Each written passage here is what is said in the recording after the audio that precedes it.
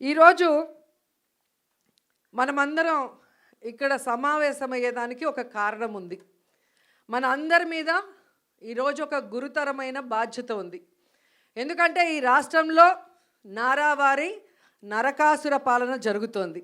So ఈరోజు వైఎస్ఆర్ కాంగ్రెస్ పార్టీలో ఉన్న ప్రతి మహిళ, ప్రతి కార్యకర్త ఒక సత్యభామలాగా ఈ నారావారి నరకాసుర ప్రభుత్వాన్ని అంతమొందించే విధంగా నడుం బిగించాలని కూడా ఈ సందర్భంగా మీ అందరినీ కోరుకుంటున్నాను.